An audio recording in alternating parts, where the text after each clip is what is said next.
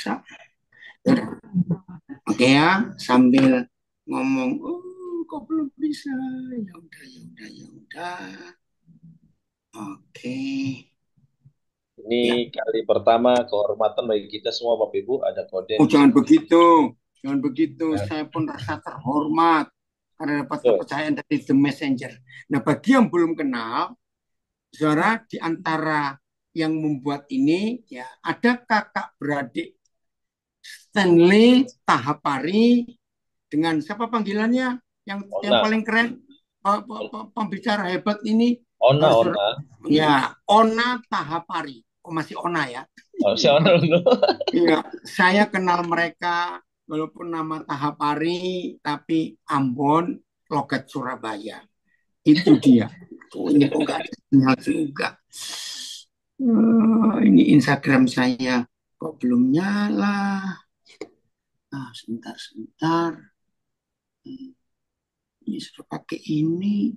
Coba saya ganti dulu sebentar ya. Maaf. Ambil lanjut aja Koden, tidak apa-apa. Iya, iya. Oke. Karena harus merekam. Oh, ini dia. Mudah-mudahan berhasil. Tunggu. Iya. Ya, nanti yang Facebooknya saya akan ganti. Oke. Ya. Oke. Nah ya. Tunggu. Instagram saya baru on. Oke. Saudara mendengar kata messengers. Ya, Ya, pasti kita langsung akan berpikir itu tentang utusan. Ya, messengers. Ini komunitas kita ini namanya messengers. Dan itu luar biasa. Messengers kalau dalam bahasa Arab rasul, ya apostle dalam bahasa Inggrisnya. Nah, saudara dan saya itu adalah messengers, utusan dari surga untuk dunia ini. Mari kita baca ayat yang pertama dulu, utusannya seperti apa. Kisah Rasul pasal 8 ayat 26. Kisah Rasul 8 ayat 26. Kita lihat ayat ini ya. Kisah Rasul 8 ayat 26. Kemudian berkatalah seorang malaikat Yahweh kepada Filipus, katanya, ini utusan. Bangunlah dan berangkatlah ke sebelah selatan, menurut jalan yang turun dari Yerusalem ke Gaza. Nah, Gaza itu sudah ada sejak ribuan tahun yang lalu, yang sampai hari ini jadi daerah konflik. Lalu situasinya, jalan itu bagaimana? Sunyi. Ya, jalan itu sunyi. Mari kita mikir. Mendengar kata jalan itu sunyi, kita langsung mikir apa di benak kita? Ayo tolong jawab yang lain. sepi. Sunyi Sepi. sepi kan? Iya. Ya, mikir apa lagi? Ayo Aduh, yang lain. takut, Takut. serem, Betul. serem, Takut. Tidak ada Serem. kehidupan. tidak Iya, ada orang. nggak ada kehidupan. Memang konotasi jalan sunyi itu, sepi itu menakutkan. Nah, ini pertanyaannya. Kalau Filipus kita, bisa nggak kita nawar? Tuhan jangan sekarang dong. Lo bisa nggak pertanyaannya? Jawab. Kalau Filipus model kita bisa nawar nggak? Tuhan Bisa jangan dong. sekarang dong. Bisa Koden. Ayo, bisa Bisa tidak? kok, bisa Bisa. kok Ya, Den. bisa Bisa. sekali. Bisa. Makasih Ona. Ya, bisa sekali. Nah, tapi Filipus tidak nawar. Langsung berangkat. Coba lihat ayat 27. Lihat ayat 27.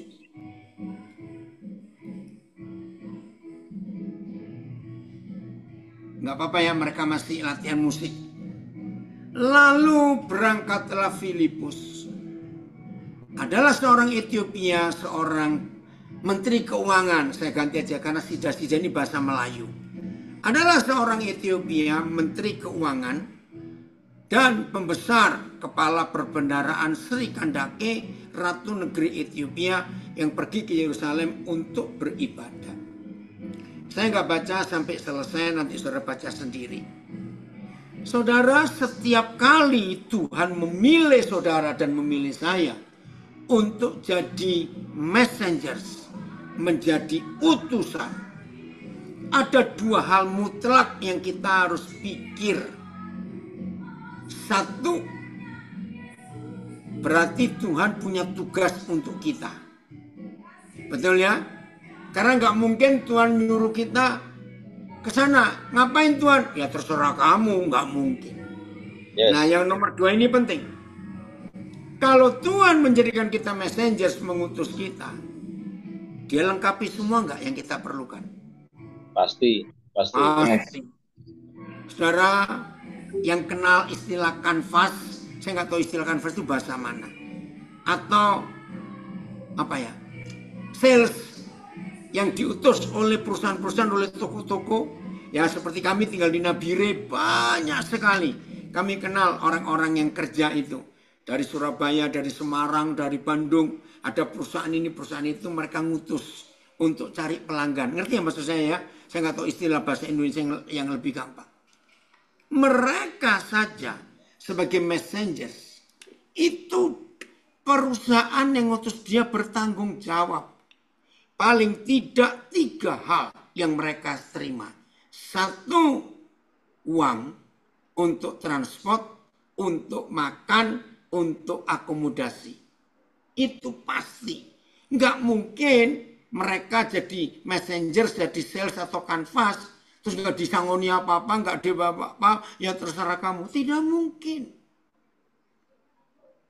Nah saudara, 2 hal ini yang Tuhan juga minta ada di hidup kita. Ketika Tuhan menjadikan kita utusannya, messengernya, ada tugas yang gak main-main. Setuju ya? Nah setelah itu dia gak mungkin kita dibiarkan gelundung. Tahu kata gelundung? Cuma berangkat tanpa sangu, tanpa apa, gak mungkin. Nah apa yang tertulis di Alkitab, messengers itu, utusan-utusan itu yang diperlukan oleh Tuhan dalam hidup setiap kita, para utusannya ini cuma 1, taat, nurut, jangan bantah. Taat atau nurut, jangan bantah. Setuju? Setuju. Karena itu modal utama. Setuju. Nah, ada utusan yang dablek, saudara, di perjanjian lama. Saya ini kalau ngomong dablek itu enak, mantap. Ini logat orang Surabaya. Namanya Bileam, masih ingat? Ya, Nabi yang mata duitan dan kurang ajar itu, maaf. Nah, dia diutus oleh Raja Balak, ya, untuk mengutuki Israel. Tuhan tidak mengutus dia. Tuhan tidak jadikan dia messengers. Tapi Tuhan sayang dia. Begitu sayangnya Tuhan kepada orang dablek ini. Aduh, kalau Tuhan model saya, mungkin ya saya biarin kamu yang milih kok. Maaf ya. Akhirnya siapa yang dipakai untuk negur dia? Ayo, siapa ingat? Dongki. Iya, dongki. Keledai, saudara. Keledai. Dipakai untuk negur. Waduh, saudara. Jangan-jangan, ayo kita mikir yang sederhana saja. Kalau Bileam itu saya, mungkin saya bisa stroke serangan jantung. Kalau tidak, ya paling jatuh geblak dari keledai itu. Lu bayangkan. Keledai kok bisa nasehatin saya. Ayo, kira-kira kalau Bileam kayak kita semua, kaget nggak? Bukan cuma kaget. Kalau toh nggak kaget, nggak stroke, juga nggak jatuh, mungkin ngompol kita. Loh, ini keledai ngomong. Nah, kurang ajarnya Bileam. Loh, keledainya diajak, disauti lagi. Kenapa kamu kurang ajar begini? Baca nanti ya kisah itu. Nah, ada messengers yang dablek. Jangan kita melakukan itu. Sekarang kita melihat 2 contoh dari Tuhan Yesus yang diutus jadi messengers oleh Bapa di surga.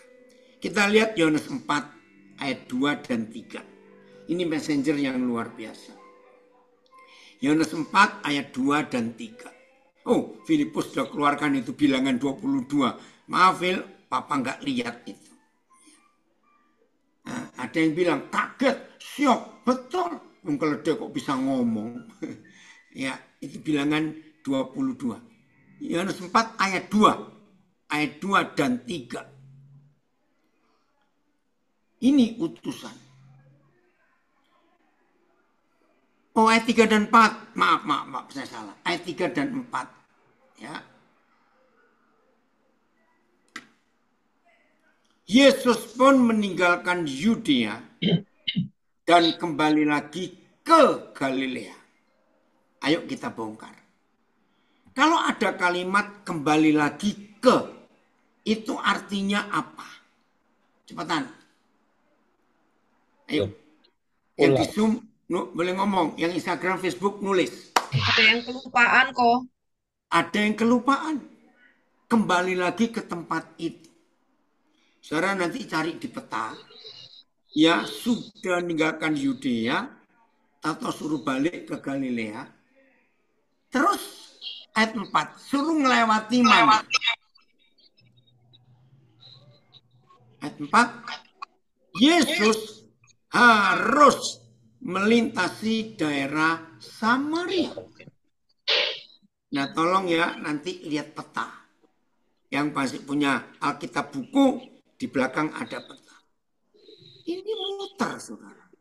Dan daerah Yudea melintasi Samaria ke Galilea sampai hari ini masih sama seperti yang tertulis 2000 tahun lebih yang lalu.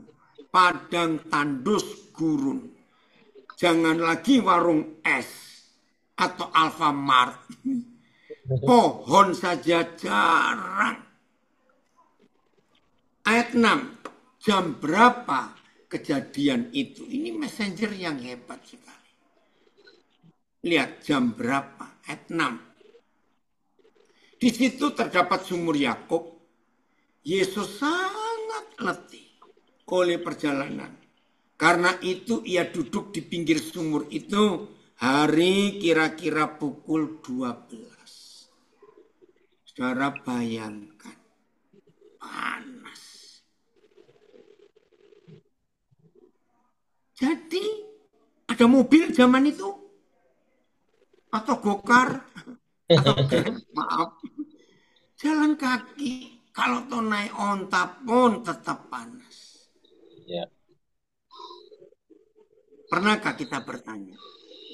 Kenapa nggak suruh pagi-pagi saja atau sore-sore setelah agak teduh?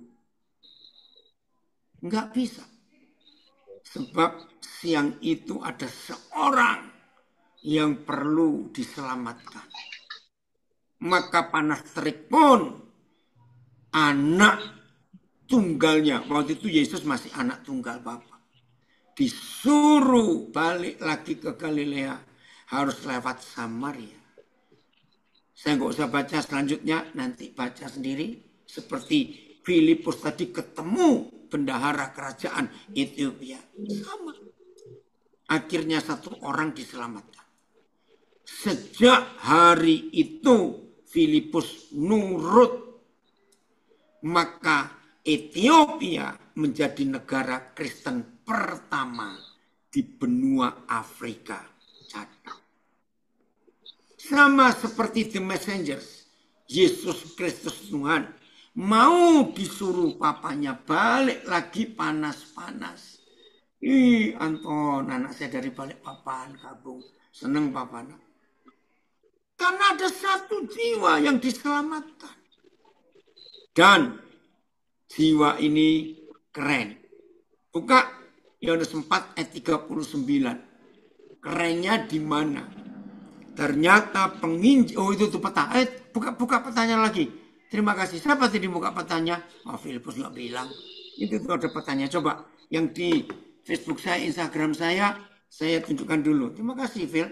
Sebentar ya. Ini Papa lagi arahkan ke bagian Facebook dan Instagram. Itu loh. Wah, dikasih peta ya. Bentar. Keren sekali. Bentar. Ada. Oke. Ya. Jadi merah yang bawah itu Yudea. Nah, yang biru itu Galilea. Tapi jalurnya diambil yang kiri, yang garis kuning, karena Samaria di situ. Nah, ini kan luar biasa. Ini loh GPS surga. Amin. Simpan ya, petanya simpan. Saudara, kalau lewat jalan normal, itu nggak terlalu panas. Sebab banyak pohon. Itu lembah Yordan. Yang jalur biru itu lembah Yordan. Itu lebih enak untuk jalan karena banyak pohon. Sungai juga. Lah tapi jalur kiri itu panas. Haleluya. Filipus taat, Ethiopia diselamatkan. Sebagai messengers, Tuhan Yesus taat, satu jiwa diselamatkan. Oke, sekarang kita balik. Yohanes 4 ayat 39. Akhirnya saudara, inilah penginjil pertama di dunia. Ternyata penginjil pertama di dunia bukan lulusan sekolah Alkitab. Penginjil pertama di dunia bukan lulusan teologi. Tapi pelacur, bukan mantan loh saudara. Ini bukan mantan. Saya yang berkata mantan salah. Kenapa ini? Ya, sebentar. Facebook saya kok. Oke, saya matikan dulu. Ya, bukan mantan. Karena begini ceritanya. Maaf. Waktu dia berangkat. Ya, bukan mantan pelacur. Masih pelacur. Waktu perempuan ini berangkat dari rumahnya. Siang-siang panas terik. Tetangga-tetangga masih melihat dia pelacur. Waktu bertemu dengan Tuhan Yesus untuk sesaat. Pertemuannya itu cuma sesaat. Dan dia pulang ke Samaria. Maaf. Di mata tetangga-tetangga dia masih pelacur atau bukan? Masih. Tapi lihat ayat 39. Ini yang dahsyat. Messengernya utusan. 39 mana? 39. Oke. Masih ini anak saya Fitri nyebut. Dan banyak atau sedikit orang Samaria? Banyak orang Samaria dari kota perempuan ini telah menjadi percaya kepada Yesus karena perkataan perempuan itu yang bersaksi. Ia mengatakan kepadaku segala sesuatu yang telah kuperbuat. Nah, mulai dari ayat ini, maka sampai Kisah Rasul, selalu muncul messengers itu seorang pesaksi yang menjadi saksi. Nah, setan gak suka dengan kata menjadi saksi ini, lalu dengan istilah yang kelihatan bagus dan rohani. Setan merubah gereja menjadi saksi diganti menjadi pengkhotbah. Ini rusaknya messengers. Maaf saya harus ngomong apa adanya. Loh kenapa rusak? Menjadi saksi itu tidak perlu sekolah. Menjadi saksi itu hanya menceritakan apa yang dilihat, yang didengar, dan dialami. Titik. Maka itu dalam pengadilan setiap saksi harus disumpah. Sebab tidak boleh mengucapkan saksi dusta. Dan sumpahnya di negara yang bertuhan, pakai kitab suci dan atas nama Tuhan. Kalau khotbah bukan bersaksi, tapi ilmu. Maka itu yang jadi pengkhotbah harus kuliah teologi. Yang sama nilainya dengan biologi, psikologi, antropologi, dan logi-logi yang lain. Akhirnya bukan disaksikan pengalaman hidup yang berjumpa dengan Tuhan. Ini yang merusak kebenaran. Jadi mulai hari ini saudara, ayo kita berubah betul-betul. Saya mencari posisi lampunya bagaimana ini ya. Tunggu ya. Bayangkan, hanya bersaksi bukan khotbah, tapi orang banyak bertobat.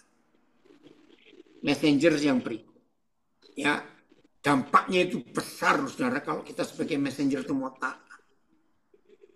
Lukas 7, mulai ayat 36. Lukas 7 mulai 36. Kita lihat betapa hebatnya menjadi saksi, menjadi messenger utusan itu.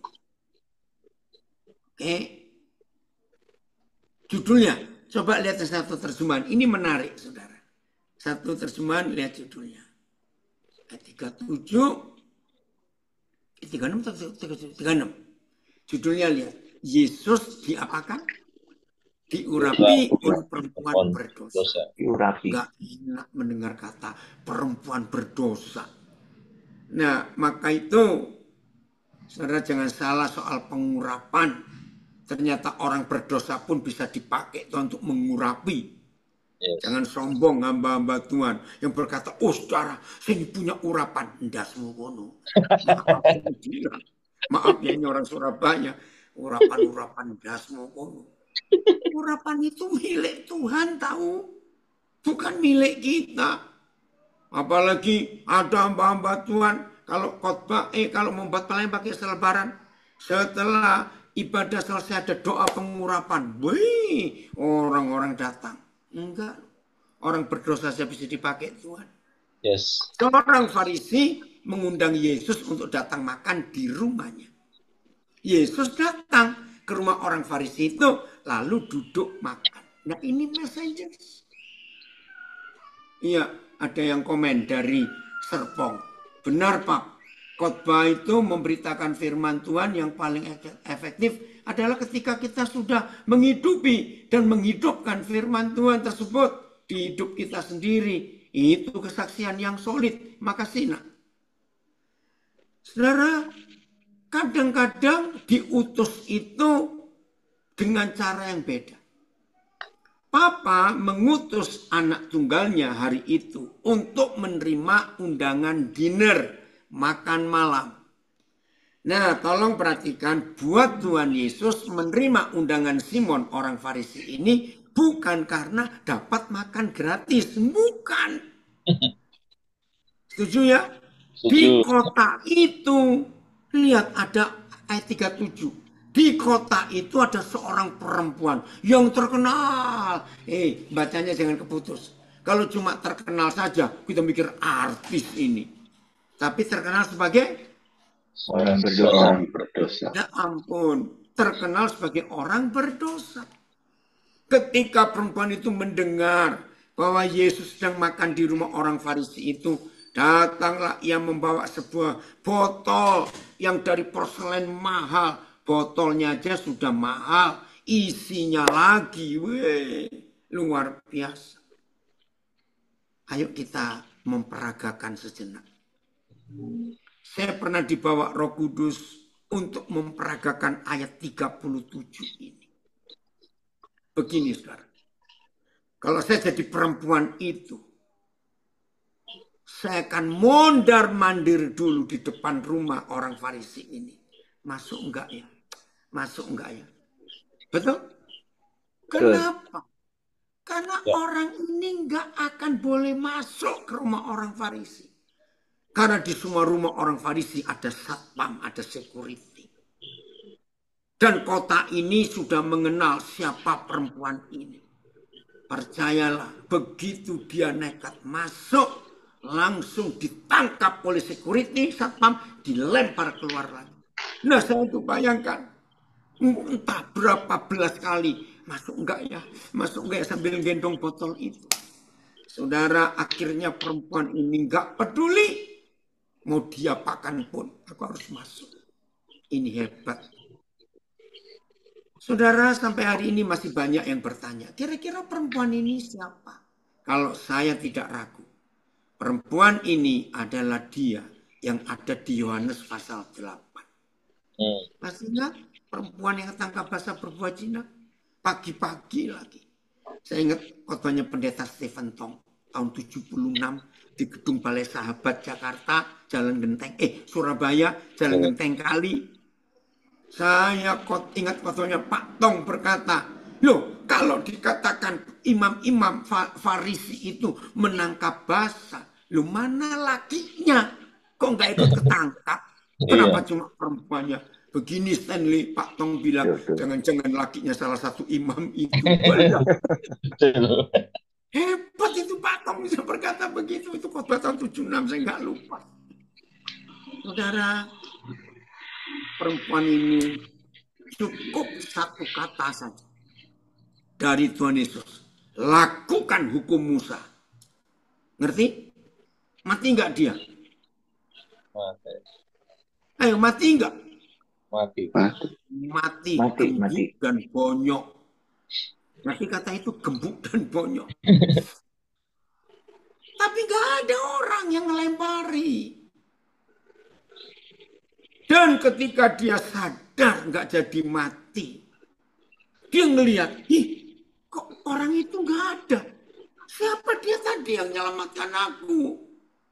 Nah sejak hari itu dia pengen berterima kasih dan cari siapa orang itu. Ya Tuhan Yesus itu sudah terkenal waktu itu. Akhirnya perempuan ini sadar. Oh itu Yesus. Apa yang dicari dan dirindukan tiba. Tuhan Yesus ada di kotanya. Kesempatan nggak? Ayo buat kita. Tapi masalah baru muncul. Apa? Di rumah orang Farisi. Nggak bisa.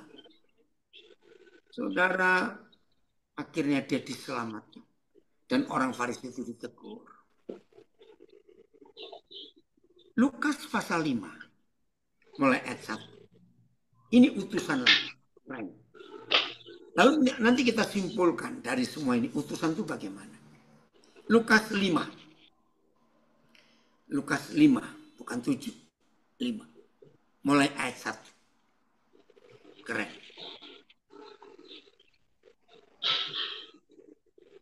Pada suatu kali Yesus berdiri di pantai Danau Genesaret. Genesaret, Galilea, Kineret. Ya, itu semuanya sama artinya. Satu danau itu saja. Sedang orang banyak mengerumuni dia, hendak mendengarkan dia mengajar firman Tuhan. Ayo kita pakai logika. Kalau di pinggir danau dan ada orang banyak ingin dengar, dan zaman itu belum ada listrik, berarti nggak ada mikrofon, nggak ada speaker, betul?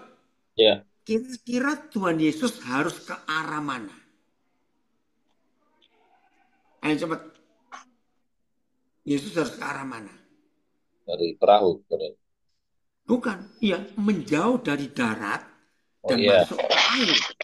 Betul. Supaya, nah ini saudara, pernah saya mengajar ini tentang akustik di sebuah gereja. Maka itu gereja-gereja di Eropa zaman dulu nggak ada listrik, jemaatnya ribuan tanpa mikrofon yang khotbah bisa dengar karena sudah ada ilmu akustik. Ya, sehingga pantulan di antara celah-celah dinding itu diukur dengan ilmu fisika.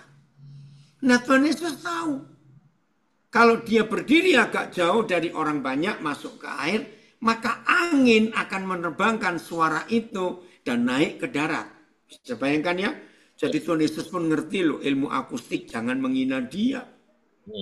Tapi untuk masuk ke air perlu sarana tidak? Iya. Iya dong, perlu sarana. Sarannya perlu 1 atau 2. Ayo jawab, saya tanya kok. Perlu 1 atau 2 perahunya? 1. 1, ngapain punya 2? Kakinya bagaimana nanti miring-miring gitu berdiri. Lihat ayat 2, lihat ayat 2. Oh, ada yang bilang tergantung. Tergantung apanya, nak? Tergantung cantelan. Maaf, ada yang bilang tergantung. Nggak bisa, perlu 1 perahunya. Ia melihat 2 perahu di tepi pantai. Nelayan-nelayannya telah turun dan sedang membasuh jalannya. Yesus naik ke dalam salah satu perahu itu, yaitu perahu Simon, dan menyuruh dia supaya menolakkan perahunya sedikit jauh dari pantai. Lalu Yesus duduk dan mengajar orang banyak dari atas perahu. Saudara, suatu hari, saya lupa tahun 70 berapa, Roh Kudus mengajak saya diskusi tentang kisah ini, peristiwa ini. Dia ngajak saya diskusi gini, Daniel, kira-kira kriteria apa yang Tuhan pakai untuk memilih salah satu dari perahu itu? Nah, sekarang saya tanya kepada saudara, ya, yang belum pernah dengar saya ngajar ini. Kalau saudara Tuhan Yesus atau Tuhan Yesus seperti saudara, harus milih salah satu dari dua perahu. Saudara milih perahu yang mana? Ayo cepat jujur aja. Cepat. Oh, nggak ada yang nulis loh di Instagram, Facebook saya ini. Milih satu, betul. Ayo mana? Milih yang apa? Cepat. Yang lebar. Yang lebar. Ayo yang lain. Cepat jawab. Yang nggak bocor. Belum lahir, yo. Apa? Yang apa? Yang nggak bocor. Yang nggak bocor. Apalagi cepetan. Ayo, keluarin Yang semua. kuat. Perahu yang ada orangnya. Ini. Yang apa? Kuat. Perahu yang nampungnya banyak. Yang punya apa? Nampungnya banyak orang. Nampung banyak orang. Enggak kok, Tuhan Yesus sendiri kok di kapal perahu itu. Oke, jawaban saudara salah semua. Woi, di IG saya juga ada yang jawab, yang muat banyak. Salah. Dengerin, ini loh Tuhan Yesus sebagai messengers. Dia tidak perlu fasilitas sarana yang wah, yang bagus, yang kuat, yang besar, yang lebar. Enggak.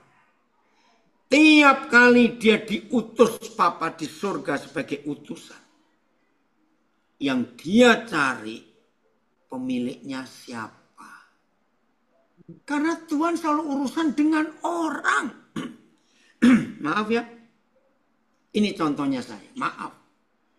Saya sampai hari ini, saudara, saya nggak pengen punya mobil. Nggak pengen. Kenapa saya nggak pengen punya mobil? Alasannya dua. Satu, saya nggak bisa nyetir. Awas tertawa kamu. Gue tenan Stanley. Awas konstan. Nah, alasan saya kedua begini. Saya nggak mau punya mobil pribadi. Sampai kapanpun saya akan tetap naik kendaraan umum. Supaya saya bisa bersaksi kepada banyak orang. Yes. Itu tujuannya. Nah, Tuhan Yesus cari perahunya itu pemiliknya yang mau dipakai. Maka itu sayang. Tuhan Lukas nggak nulis siapa pemilik perahu kedua? Pasti bukan Stanley Tahapari. Nggak penting. Yang kedua nggak penting. Yang dipilih perahu Simon. Sebab saudara tahu, akhirnya Simon jadi orang hebat. Nah, ayo kita kumpulkan peristiwa-peristiwa ini. Ternyata kalau saudara dan saya menjadi messengers, jangan fokus fasilitas. Selalu melihat orang. Siapa yang akan Tuhan pakai untuk selanjutnya. Amin. Yes. Ini luar biasa. Yes.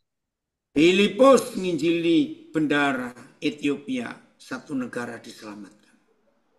Tuhan Yesus menginjili perempuan Samaria dalam panas-panas itu. Karena dia jadi penginjil pertama. Yes. Tuhan Yesus menerima undangan Simon pemungut cukai, orang Farisi, karena satu jiwa itu diselamatkan. Tuhan Yesus pilih perahu Simon dari dua perahu, karena Tuhan punya urusan dengan pribadi itu. Nah, ini saya nyimpang dikit ya. Saya pernah jengkel dengan Lukas, saudara. Untung Lukas nggak pernah ketemu saya. Kalau Lukas ketemu saya marah habis. Kenapa? Coba buka ya. Lukas 5 tadi, ayat 3. Saya jengkel dengan Lukas, gregetan betul. Saya nggak ketemu, puji Tuhan nggak ketemu. Lukas 5, Filipus ayat 3. Saya mau tunjukkan bukti ini ya. Dia naik ke dalam satu perahu. Iya, terus ayat 4. Kan dikatakan dia ngajar orang banyak toh. Loh, betul tidak? Setelah selesai berbicara, ngajar itu loh. Yesus berkata kepada Simon, pergilah ke tempat air yang dalam ya. Nah ini loh. Coba Lukas 10. Lukas 7 aja. 7 atau 10 ya. Coba Lukas. Dan hampir semua tulisan Lukas ada hal yang mengecewakan saya. Lukas 7 aja. Ayat 1 mulai. Setelah Yesus selesai berbicara, mengajar di depan orang banyak, masuklah ia ke Kapernaum. Di situ ada seorang perwira yang mempunyai seorang hamba. Lukas 10. Lukas 10 ya. Selesai ngajar loh. Ini penting. Ya, nanti saudara pasti banyak yang belum tahu juga. Kalau bukan Roh Kudus nggak akan ketemu ini. Lukas 10. Maka itu terima kasih Tuhan saya nggak ketemu Lukas sehingga saya nggak dosa di hadapan Tuhan. Lukas 10. Oh, itu Bartimius. Bartimius, cepat-cepat. Ayat berapa? Cepat-cepat. Bartimius. Terus. Ayo ayat berapa Bartimius, tolong saya. Om Lukas ya? Ada di Lukas enggak? Atau saya salah? Bartimius itu Lukas atau Markus? Markus 10 kalau nggak salah. Oke. Cukup. Perwira sudah. Markus 10. Markus 10. Oh, Markus 10. Oh Ayat iya. 46. Oke. Enggak, kalau gitu nggak usah. Di Lukas ini pasal berapa? Oke, begini. Yang nggak usah masuk. Gini loh saudara. Saya kan sebagai hamba Tuhan, saya ini suka belajar. Nah, Lukas ini bikin jengkel saya. Dia tidak pernah menulis apa yang dikhotbahkan Tuhan Yesus. Yang ditulis pasti yang dibuat oleh Tuhan Yesus. Ngerti nggak maksud saya? Iya. Nah itu. Jadi boleh nggak saya jengkel dengan Lukas? Saya bilang Lukas kamu itu kebangetan. Tulislah yang dikhotbahkan itu apa supaya aku bisa belajar. Enggak ditulis. Yang ditulis yang Yesus buat, saudara. Kenapa? Karena Tuhan Yesus lebih mementingkan orangnya. Yes. Ini messengers yang kita harus kerjakan dalam hidup kita. Jadi kemanapun saudara diutus, lakukan. Saya beri kesaksian ya. Tahun 94, bulan Mei, itu pertama kali kami suami istri ke Brasil. Itu pelayanan kami pertama. Sejak itu saya hampir tiap tahun ke sana beberapa kali. Kami berangkat lewat Belanda karena lebih dekat. Ya, dari Jakarta pakai KLM turun Amsterdam, dari Amsterdam ke São Paulo itu cuma 7 jam. Enggak lama. Saudara, pas mau berangkat kurang 2 hari. Ini messengers. Tuhan itu nyuruh saya bawa tempe. Itu kesaksian yang luar biasa. Nah, saudara di Belanda ngakak. Kamu itu berangkat jauh-jauh bawa tempe. Ya Tuhan yang nyuruh kok. Ya udah. Ya saya beli tempe. Ya kira-kira ada 20 balok gitu ya. Ya sama seperti Indonesia dibungkus plastik. Dalam keadaan saya nggak perlu tanya untuk apa tempe ini. Ya memang saya tahu. Di Brasil banyak orang Indonesia yang sudah meninggalkan Indonesia sejak tahun 59-60. Waktu zamannya Haji Kala, bapaknya Yusuf Kala, membuat peraturan. Orang-orang Tionghoa harus pulang ke Tiongkok. Nah, berapa orang Tionghoa yang nggak bisa bahasa Mandarin, yang istilah baba itu, ya bukan toto. Bingung suruh pulang ke Tiongkok, gak bisa ngomong. Nah negara yang terbuka waktu itu, orang Indonesia bisa masuk tanpa visa adalah Brasil. Jadi banyak orang-orang Tionghoa yang gak mau pulang ke Tiongkok, mereka ke Brasil untuk pindah. Nah saya tahu itu, tapi saya gak tahu tentang tempe ini. Ketika saya tiba di São Paulo, saya nginap di rumah seorang namanya Lim Giliong, orang Semarang. Dia masih hidup sampai hari ini. Umurnya sudah 90 tahun lebih. Istrinya namanya Tante Swan. Begitu saya nyampe, saya bilang, Om Giliong, saya bawa tempe. Hah? Tempe? Beneran itu? Ini loh Om. Dia lihat tempe, 20 itu kaget. Terus dia panggil istrinya, Swan, tolong telepon. Saya lupa siapa nama orang itu. Suruh datang besok, ada persekutuan di rumah. Kamu masak tempe ya? Saya tuh gak ngerti. Saudara ternyata yang dipanggil ini temannya Om Giliong. Dia itu bukan cuma ateis tapi komunis. Ya, dia benci dengan pemerintah Indonesia. Karena dia tersiksa selama tinggal di Brasil. Nah dia itu ngimpi kapan bisa makan tempe. Kapan bisa makan tempe. Maka itu ketika Om Giliong tahu saya bawa tempe. Dia senangnya luar biasa. Diteleponlah orang ini. Dan betul besok waktu persoalan doa dia datang. Gara-gara tempe, lalu dia dengar firman Tuhan. 3 bulan kemudian gempar persekutuan komunitas orang Indonesia di São Paulo karena orang ini percaya Yesus minta dibaptis gara-gara Wih, tempe. Amin. Itu loh saudara. Maka itu saya katakan tadi sebagai messengers cuma satu yang Tuhan minta, nurut. Disuruh apa saja nurut. Setuju? setuju. Setuju. Harus, nggak ada jalan lain. Ayo mulai hari ini kita belajar untuk nurut. Wes, saudara, banyak cerita di Alkitab tentang utusan-utusan para pesaksi yang diutus itu dan keselamatan terjadi. Terjadi kebenaran rohani yang luar biasa. Siap nurut jadi messenger, jadi utusan Kristus? Ya. Harus. Nggak Yes. nurut mau apa kita? Dablek terus. Bertobat. Aduh sayang waktunya. Ya ini gerejanya mau ditutup ini. Mereka harus keluar. Karena mau dipakai oleh orang lain. Oke, saya beri kesempatan dulu. 3-4 orang. Ada yang mau bersaksi atau bertanya? Cepetan. Amin ya Her. Papa senang sekali kamu di BSD jadi berkat loh. Papa dengar cerita dari gembala, dari beberapa saudara. Kamu hebat. Ya. Tuhan pasti tolong masalah urusan sekolah anakmu. Ada yang mau saksi, mau tanya? Silakan. Iya, ini komen-komennya bagus. Hanya untuk bertemu perempuan Samaria. Tuhan Yesus rela muter. Betul, sudah muter, kepanasan lagi. Ya, ayo. Ada? Silakan Bapak Ibu. Silakan Bapak Ibu, ada yang mau bertanya Ayo. atau tidak tahu aja yang ditanyakan, apa ditanyakan kemudian. Oke, kalau nggak ada nggak apa-apa. Woi, Bang Pardede, apa kabar ini? Ya. Tommy, luar biasa Tom, kamu muncul, Papa senang. Ya nak, nanti Papa kasih tahu jadwalnya. Oke, kalau nggak ada, saya serahkan ya kepada Pak hamba Tuhan Stanley Tahapari yang luar biasa. Saya harus keluar ya, nggak apa-apa ya. Sebentar Koden, ya biar Oh. Henny berdoa dulu. Henny berdoa buat Koden sekalian. Oke, terima kasih. Thank you. Terima kasih. Silakan. Iya. Thank you Koden. Ya. Thank you banget, Koden. Hamba Tuhan hebat. Halo Ko, ya. Luar Iya. biasa ya, beliau sangat-sangat sibuk banget tapi memberikan kesempatan, memberikan waktu buat kita ya. Oke, kita bersatu hati Bapak Ibu, kita berdoa buat Masih Pak sama Daniel loh. ya. Kamu anaknya masih sama loh kamu. Nggak berubah, luar biasa. Thank you. Kayak Thank Tuhan you, Ko. Yesus, nggak berubah. Oke. Ya, oke, kita berdoa ya Bapak Ibu ya. Terima kasih buat hari ini Tuhan, buat pagi ini. Engkau memberikan kesempatan kami semua Messengers Team Tuhan untuk mendengarkan pesan daripada Engkau melalui Pak Daniel. Oh Tuhan, luar biasa banget.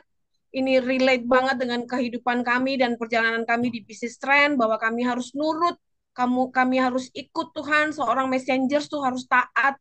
Terima kasih banyak buat pesanmu hari ini Tuhan. Relate banget dengan kehidupan dan keadaan yang kami jalankan, kami alami saat ini di bisnis ini.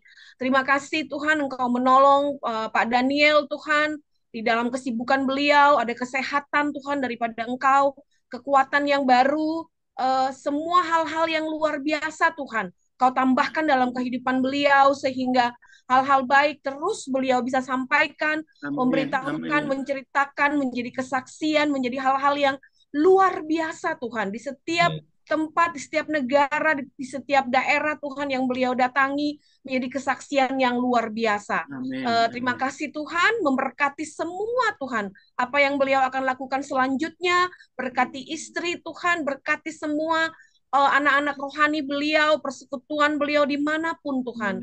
Terima kasih Tuhan, kami mengucap syukur untuk semua Tuhan, hal baik yang terjadi dalam kehidupan beliau. Dan beliau sudah taruh sesuatu hal yang baik Tuhan, benih, bibit yang luar biasa pada hari ini. Terima kasih, di dalam nama Tuhan Yesus kami berdoa dan mengucap syukur. Haleluya Tuhan. Amin.